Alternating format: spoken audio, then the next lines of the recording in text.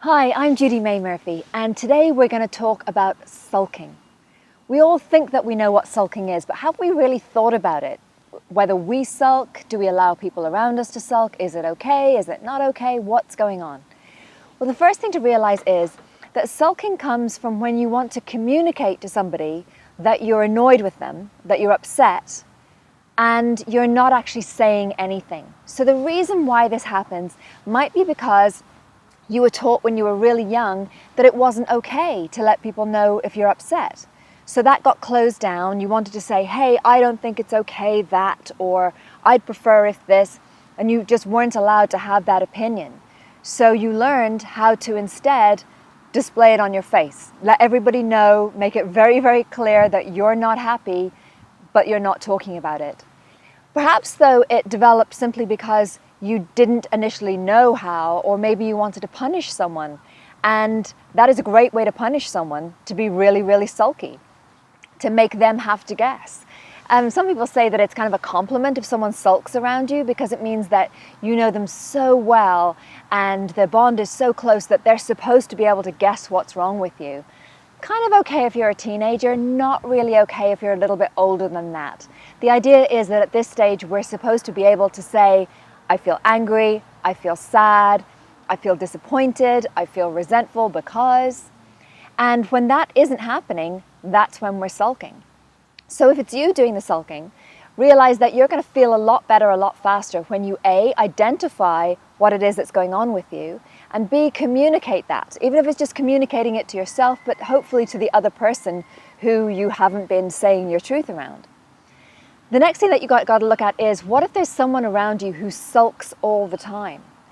And this is quite serious, because we need to realize that sometimes sulking is used as a method of control, as a way to get somebody to behave differently. So if you have someone who sulks and they won't tell you what's wrong, and they're doing it endlessly and they're doing it a lot, this is perhaps in order to make you not do the thing that you were doing right before they started sulking, or even to get you to do something like act really nicely towards them, stop questioning them, stop demanding something. So it's a really useful thing to identify, why are they doing this behavior? What is it they're trying to get from this? And if they won't give you an answer, or if they just say, I'm just quiet, or you should know, you have to realize that's emotionally abusive. That's really, really not okay.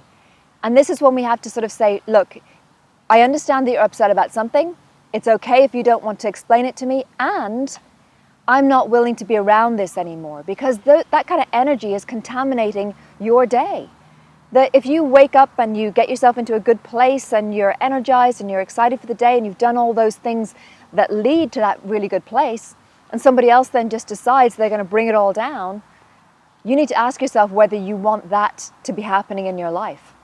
So remember, with sulking, if it's just like short term or with someone who's very young, happens every once in a while, we can interpret it as someone wants us to know that they are not in a good place and they don't have the words to do it. However, if it's ongoing, if it's lasting a long time, if it's really affecting our day, it's possibly being used as a tool to control us. And we need to very much decide that we are not here to be controlled by other people. To interact with them, to communicate with them, to be part of their lives, to be interdependent with them, but not to be controlled.